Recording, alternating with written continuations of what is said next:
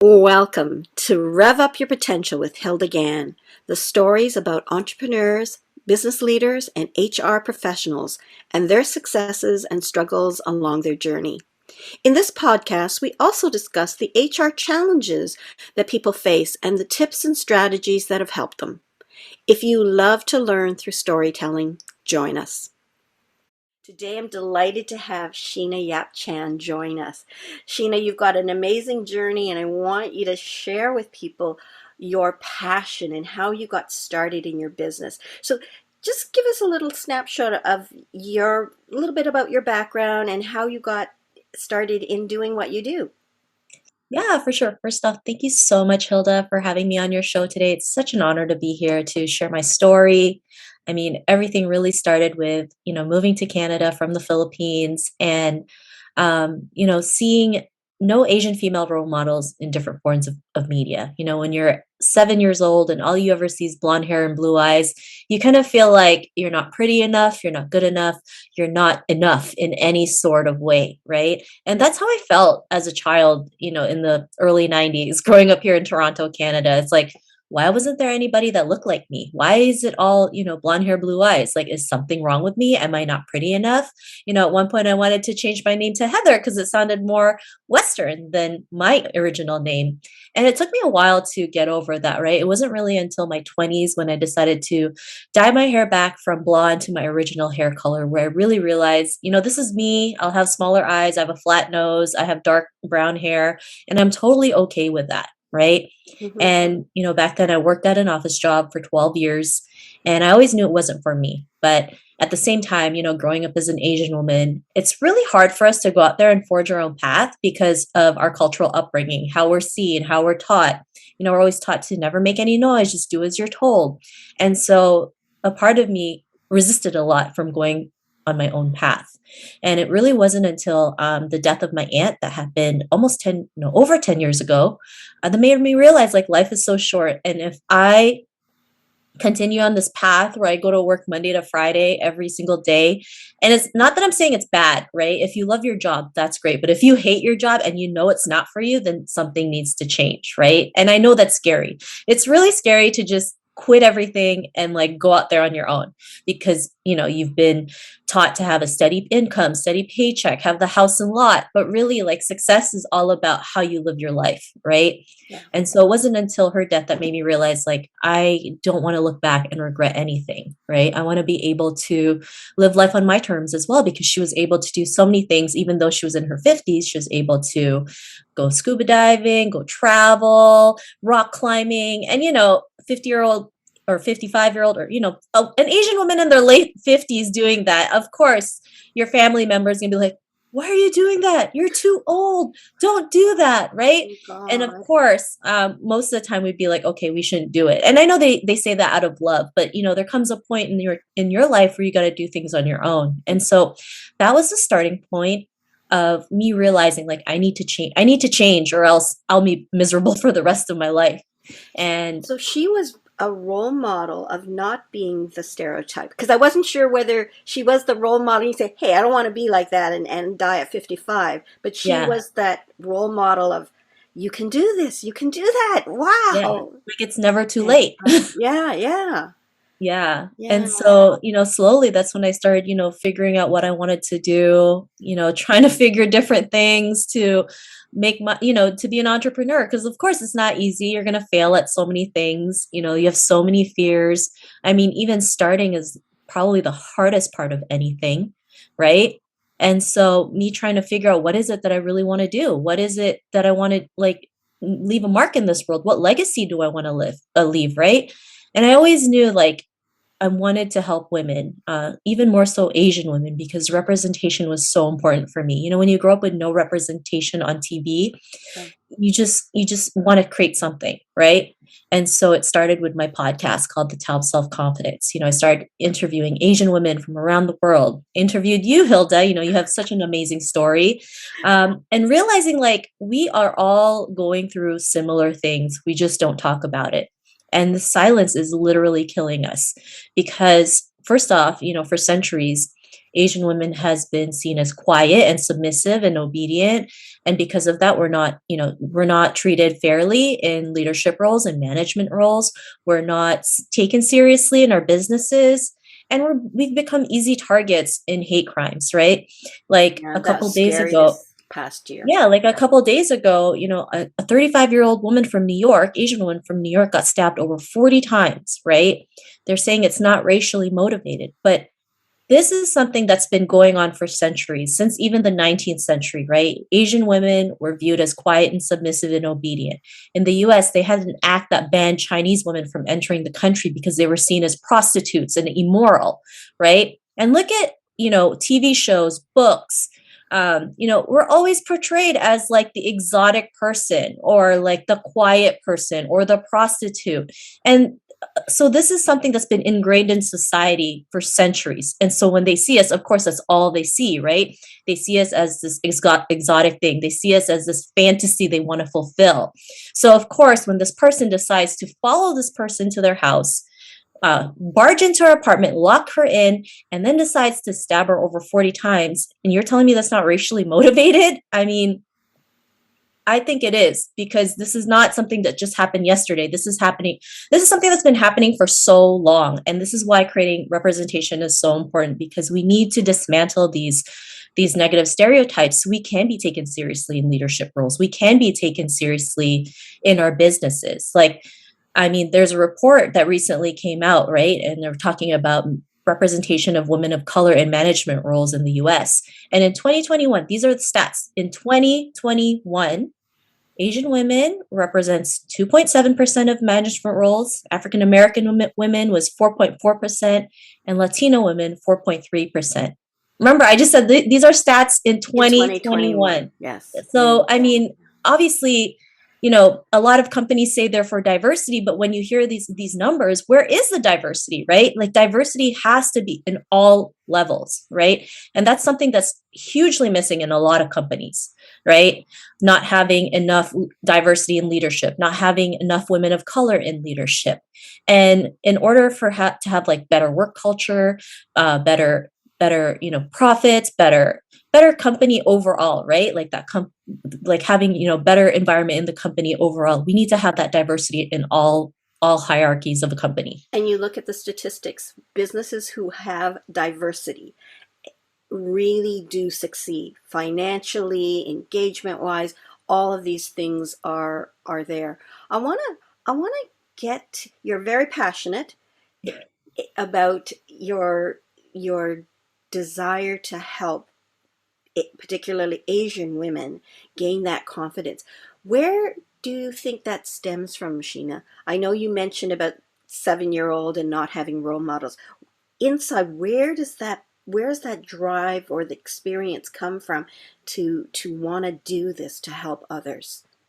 For me, it's really, sometimes when you look at your phone, you look at Instagram, Facebook, and you see all these events that's happening, and you see like the five, white male speakers at like every event or at like every form of media. You're like, where's everyone else? Like, what is going on? Why do we keep seeing the same five people over and over again? Like, something is wrong here. Something's wrong with this picture. Like, what? Why isn't there any Asian woman or a Latina woman or an African American woman? Like, why is there no diversity? So I think that's what really stemmed it. It was just like I was sick of not seeing the representation we deserve, right? And for me, it's like, if you want things to change, it really has to start with yourself, even if it means starting from zero, even if it means not knowing what you're doing half the time, because that's fine, right? I mean, Yeah, most male entrepreneurs always figure it out along the way, and as women, we need to learn to do that. Just like figure it out and don't be afraid to make a mistake. And I know it's easier said than done. I mean, I'm Asian, right? Making mistakes is like a huge sin. you and I had a conversation earlier, and I sort of said, I know the stereotype, I know the submissiveness, and yet in my personal experience and journey, I really, I guess I felt like I was more of an exception, that I stood out so that I could, do academically well, or I could I felt more of an equal than I guess most of my sisters who are Asian, because I guess I tried hard and I was recognized for that. So that reinforcement helped me gain the confidence and not to sort of second guess myself. So I know my experience isn't as tough as some of other women, and I'm not sure why, but I always think it's you have your show. It's called the Tao of Self-Confidence, and you ask really good questions about where does that confidence come from. And if you build that confidence and you start early, it just comes and becomes natural. And I think back on the last, 30 years of my life, and I do feel a sense of equality with people, male, female, regardless of color or race. And I think it's that confidence in you. So I think you're right. It starts with us trying to gain that confidence. But yes, the stereotypes in the world, the expectations are not helping women of our race to gain that confidence. I'll give you one little anecdote is I remember we were making figures for school. And so we had to put a face and then we had to decorate the rest of the body. And I made a face, and then when we went around the room, people laughed at my face because it had no cheeks.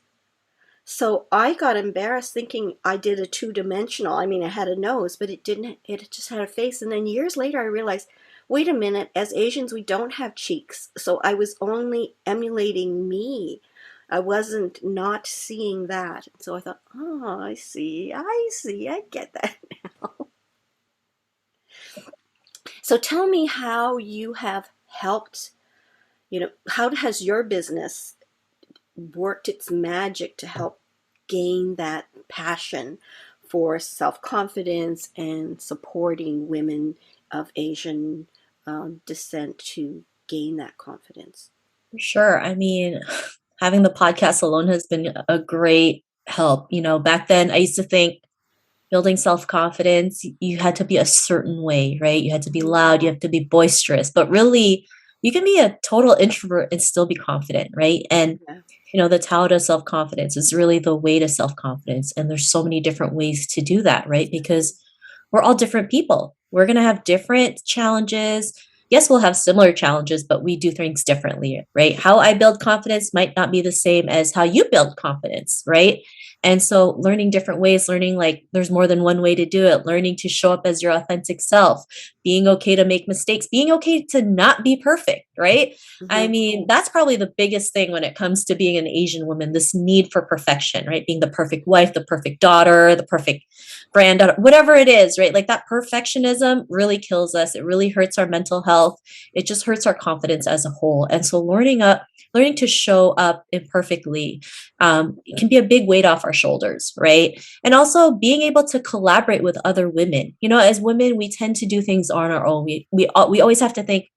We always think like we just have to figure it out on our own. Yes, as an entrepreneur, you're in your journey for yourself, but you don't have to be in this journey by yourself, right? So Yeah. doing collaborations has been a great help. Like even creating, Asian women who boss up, right? There's not one author, there's 18 co-authors in a book of 8 amazing Asian women sharing their stories, telling you how they're able to forge your own path, have amazing stories that was never told, right? And this book has been such a huge blessing because when you hear things like this is the type of mindset I want to instill in my daughter, like that's the main reason why I wanted to create more representation so I can hear things like that. Or even people saying like Asian women have been bossing up for years, but we're never celebrated. It's so true, right? As women, we never share our achievements. We never share what we've done. We've never shared our stories. And because of that, we just feel like no one out there is doing anything. And these short stories need to be, told. They need to be shared. And it doesn't matter what platform it is, whether it's YouTube, a book, a podcast, someone needs to hear your story because you never know whose life you'll change once you share your story out there. So you mentioned the women who boss up. It's Asian women who boss up. tell us a little bit more about that because you kind of skimmed over that and said 18 women in this book. Yes. You were an instigator in this Woman Who Boss Up book. The Yeah, I have a copy here it's if a anyone oh can good, see it. because I have my copy for post pandemic here, but the Asian Woman Who Boss Up was a book. It's the fifth in the series of It's Women the Who third. Boss Up. It's the third in the Women Who Boss Up book Okay, series.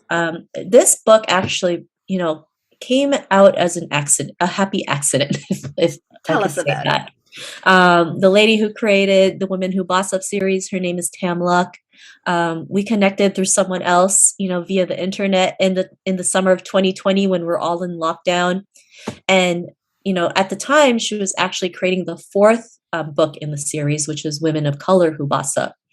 But when she met me and she heard everything that I did and everything that I stood for, she was like, well, why don't we create a book highlighting Asian women? And I was like, yeah, why not? We should, right? I mean, what's really great about this book is the fact that there's 16 Asian women on the front cover. And how many books do you see that highlight that many Asian women on a front cover of a book? I wanted to get in that book, but it had reached its maximum, so I got into a different book. But yeah, there's a sense of pride of knowing that. I think as females and then as Asian females, we tend not to highlight our successes that much. So it is an amazing book to read, and the Yeah. stories of these women who despite all odds are driven to succeed and overcome the obstacles that they have. It's Yeah, amazing. and these stories are like stories you would never hear. Like we had one lady who was being sued by the FTC and got diagnosed with breast cancer at the same time. So it's not one major challenge, two major challenges that came back to back. How do you come out of that, right? I mean, to be honest, if I was in her place, I'd probably cry all day and watch K drama and just hide from the world. But she knew her purpose. She knew that, this was just a little hiccup and she can overcome it. And now she is living her best life. But of course, when you're in that position at that time, you're like, what do I do? Right? Why is this happening to me? Right? And, things happen to us for a reason. It could be a lesson or a blessing. And, being able to read stories like that and realize like, oh my God, like, if she's able to overcome that, I can overcome this. Right. And it can even be something as scary as being on video. Cause I know being on video is the scariest thing ever if you've never done it in your life. I've been there too, right? It took me 2 hours to do my first 2-minute video and it was horrendous, right? But we learn to grow, we learn to keep doing it, taking action. So we tell that fear like this is okay. You need to let this go. You need to let us move forward and grow and build that confidence and build that strength. So when we were able to create this book, and launch it last year, it was at a time when Stop Asian Hate movement was, just starting, Right. all these Yep. crazy things happening, our elderly being attacked every single day. And it was, I guess, just divine timing because we just really wanted to create a book to highlight Asian women. And then this came out, right? And because of this book, it helped me get featured on, TV channels from around the world, from in US, Canada, the Philippines, China, which was the one in China was actually very, very, I was super nervous with that because I mean, it was for a huge Chinese network, CGTN. They have like over 100 million followers on Facebook alone. And it was in like the hot prime time, like live evening show, right? And so even though I was nervous and I probably screwed up, like I felt really good because I was like, if I was able to be nervous and like talk my way through that and I didn't die, then I can achieve anything. And it's crazy how like a book like this can open your world to so many different things. And I think oftentimes we can feel all the micro comments, feelings, and they seem larger than life. And on the outside, we look so calm and excited, and everything's cool. Yeah, that's what. Good. Thank goodness you see that, because that's not what I feel inside. But it does. It starts with that one opportunity of trying, and before you know it, when you've done it, you know, many times it becomes normal. I remember when I started teaching, I love to teach, and my first time of teaching like 6 people, the heart's pounding. And then by the end of it, like I remember I was doing an international conference and there were like 250 people in this particular room listening to me. And there was a little palpitation, and that's it. And I thought, that's like when I was with the eight, people. So you just build up that success, and what scared you before doesn't scare you anymore. And they're bigger things that create that anxiety. That anxiety. You, I wanted you to share some of the successes that you've had as a result of the launch of the book. Yeah. So I mentioned being on TV. Yep, yep. Another cool thing was that I was able to speak for Live Nation. So if anybody doesn't know who Live Nation is, I'm pretty sure you've bought a concert ticket somewhere around the world. Well, Live Nation is the hub that sells those huge concerts, right? Mhm. Big name stars, right? You've probably been to a BTS concert or a Beyonce concert. Live Nation is a huge like hub to buy concerts, right? They're concert promoters. And so when I spoke, I did not expect to have over 600 participants. And Wow. I almost had a heart attack, to be honest, because I honestly thought it was going to be like 50 people. And, they had like some of the top, people in that company. And here I am talking about how the racism towards Asians has been very prevalent from the pandemic. But being able to do that and hear what we feel, what we go through, the history of it, a lot of people were like, I didn't know you went through this. I'm so sorry this is happening to you. How can we help? What can we do? Yeah. Right. And that makes such a huge difference, right? This is coming from someone who had no clue what they were doing to being able to go on that. Yeah. It's crazy. Yeah. Um, And you that's yeah. and you've been recognized by Filipino uh, top 100 Yes, female top 100 influencers. Filipinos on LinkedIn, inspiring Filipinos on LinkedIn. Impressive.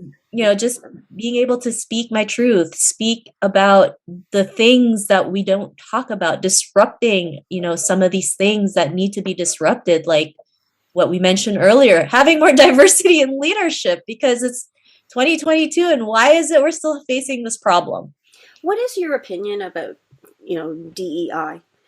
Everybody thinks they need to have a program now, and the bigger companies are obviously stepping up to the plate and having these spending money on DEI. What's your thoughts on that, Sheena? Of course, diversity is important, right? You Hmm. can have a program out there, but if you're not taking action on what you say, then it's useless. To be honest, like Yeah, they've got if the numbers, or they're working towards the numbers, and they're yeah, stating because how. in the US, I think there's like a small they only need like less than 5% to show diversity in their company. So Mhm. really that's just not cool, right? Like so you only need like 3 to 5% of diverse workers in your company.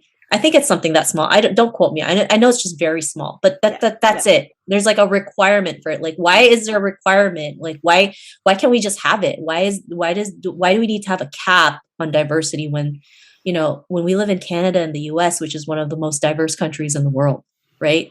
I find it interesting, like over the last year, there is that sensitivity now, to the Me Too movement, to the Black Lives Matters, to Asian hate. What I found interesting was people said they don't have a voice. There may be diversity, there may be thus the comment that there's equity, but what I feel is the most important part of DEI is inclusivity. And when these people say, I've got a seat at the table, but they don't hear me, Yeah. and it's the voice. And I know, like when I'm doing my training in terms of DEI, what I focus on is as you say, make it actionable. And the key way to make it actionable, which is the cheapest way, is really inclusivity.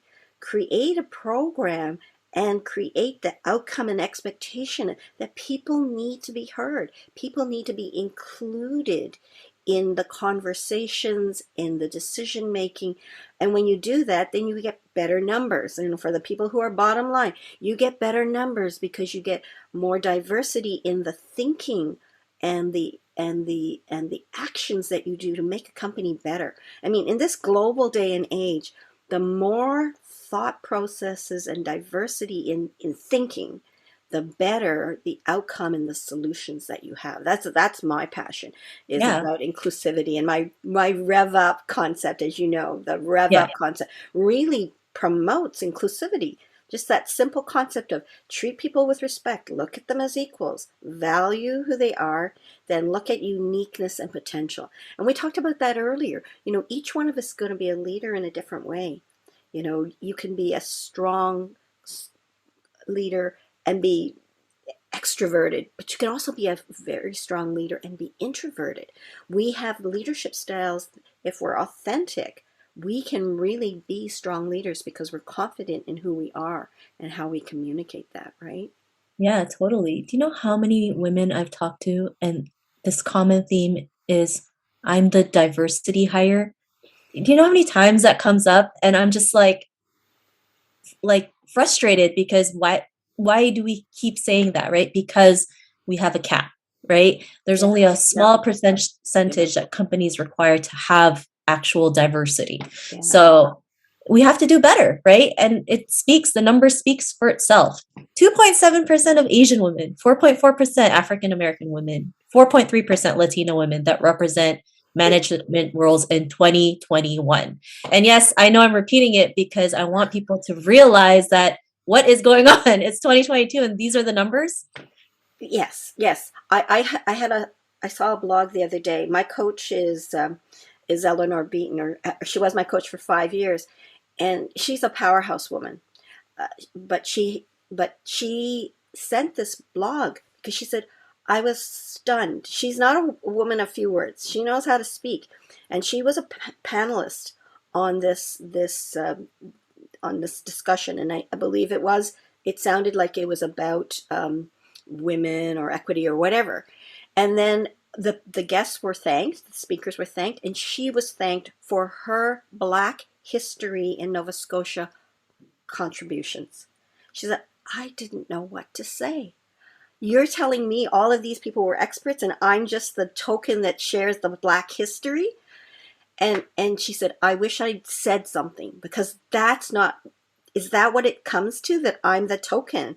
And Yeah. and I thought, I know this woman. She's capable of sharing what she thinks and what she feels. And she just was like, in 2022, thinking this is what it's come to still. Yeah. I know. I just talked to another Asian lady who just got promoted and they're like, you should be grateful you're like the highest Asian woman in this position. I'm like, it's like a backhanded compliment, right? Like Yeah, there's yeah. so many phenomenal women of color who could be leaders, who are leaders, but are not taken seriously, not because only we're women, but also the culture we grew up in, how we're seen, the negative stereotypes we go through, and we really need to dismantle that. Sometimes when these things happen, right, one needs to learn how to say it in a way that is still respectful. Seriously, it doesn't matter. You don't fight fire with fire. You treat people with respect and you look at them as equals. So how you learn to say that, when you share that with me, I want to think that I have earned this. But what you just said makes it sound like I got that from a statistical perspective. I think I'm worth more than that, and Yeah. and I want us to have a relationship where we look at each other as equals. So somehow we need to learn to have that dialogue, to let people understand how to converse in a way that is respectful, that looks at people as equals. And I remember the CEO having sessions to help people, and some of my friends who are, will use the word white, wanted to take these because they really did want to understand, and they wanted to to say things in a way that was respectful, but never realized that they might have said things that were not respectful. So I think there's sensitivity, and I think we need to, not come off as being combative or as an advocate. I hate feminists who are so advocate that they just don't be realistic about life, and then people just turn you off, because when you're too one way or the other, they don't. But when you create a dialogue of openness to create respect and continued collaboration and trust, that's how we're all going to move through to a much more civilized way of looking at stuff, right?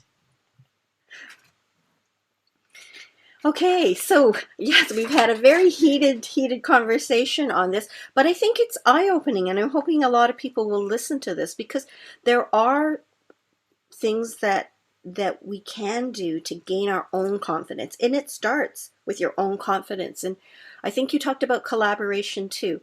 I think as women, we need to recognize that our way of growing and learning is to be connected with people, to develop relationships. And I know myself, I value many of the networks that I've built over the years, and it provides strength, it provides connectivity, and it provides support as you grow on your journey. What's your thoughts on that, Sheena? Yeah, I mean, for me, I was very stubborn. I always thought I could do everything by myself, and that delayed my process along for a long time because I was so stubborn.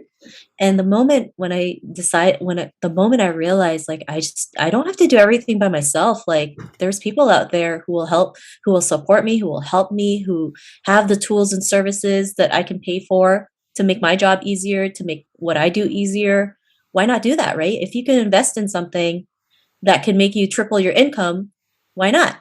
Right? I mean, that's the point in business. You're investing in something to make more money, right? But because as women, we're like, I'm going to invest this much money. What if I don't see it? So we have to change the way we see things, right? Yeah, Perspective, yeah, yeah. learning to boss up, learning to take it to the next level. And yes, it's scary, of course, but anything that's scary is worth the ride, right?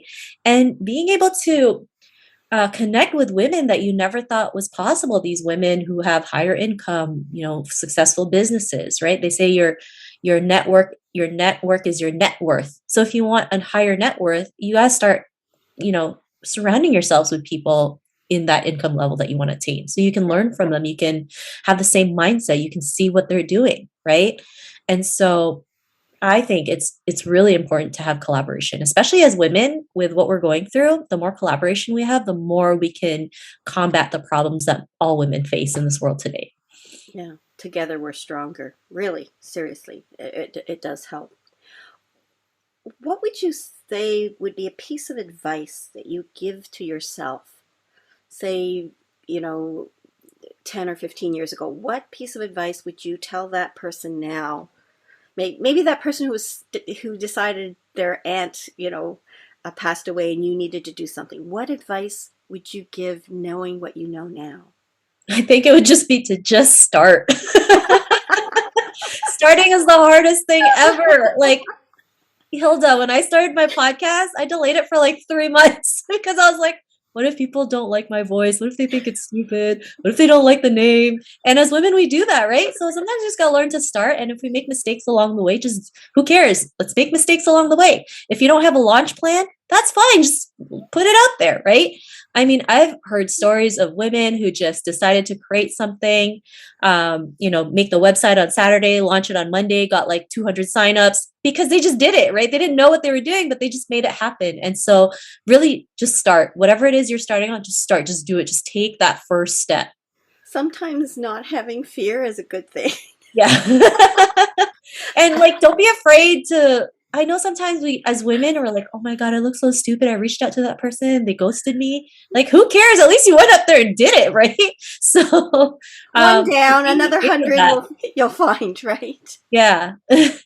You talked about legacy, and you said you wanted to leave a legacy.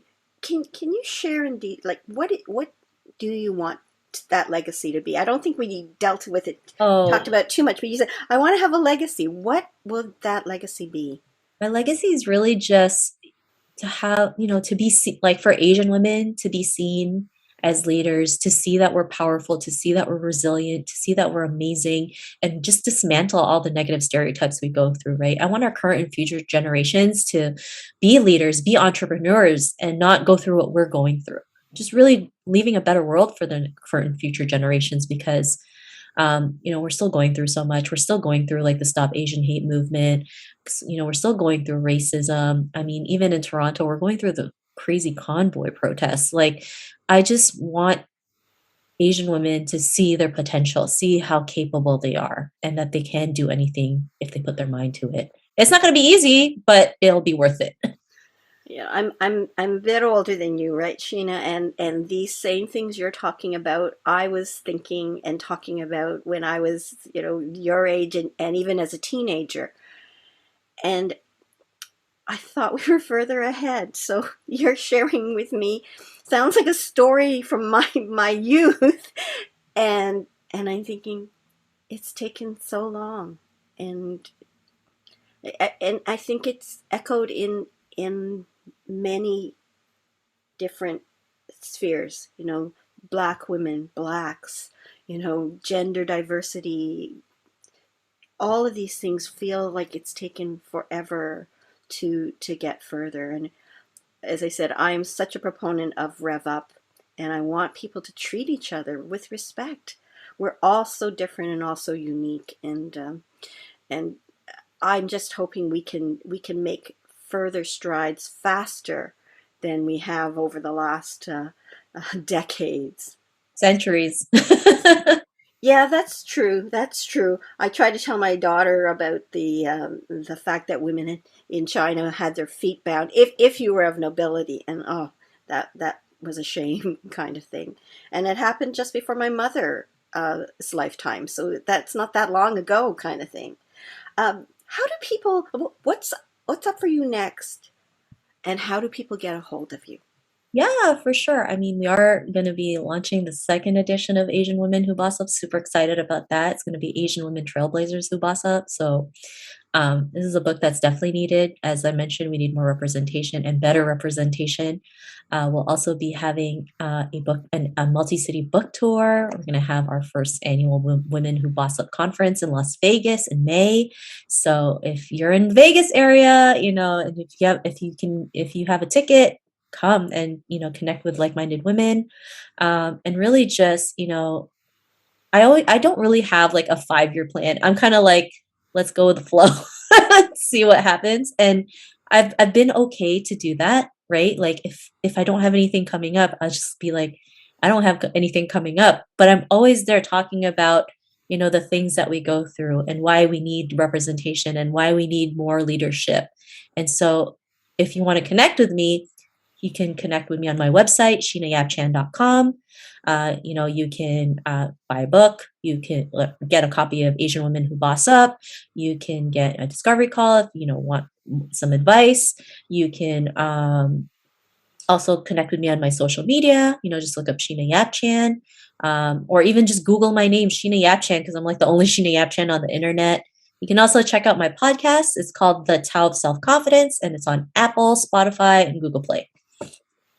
Well, thank you very much. I think we had a very lively chat today about a diverse amount of of topics, particularly with regards to Asian women. And I'm hoping that many Asian women will listen to this, and even women of other colors, because I think the struggles that we all have are similar, uh, in many ways, unique in other ways, but similar in many ways. Thank you very much, Sheena, for coming on today and sharing your passion and your journey with us. Thank you for tuning in to Rev Up Your Potential with Hilda Gann. Be sure to like, comment, and subscribe to our podcast on YouTube and Spotify to stay up to date on our latest episodes. For HR tips, news, and strategies, or if you're interested in being a guest on our podcast, visit our website at peoplebrightconsulting.com.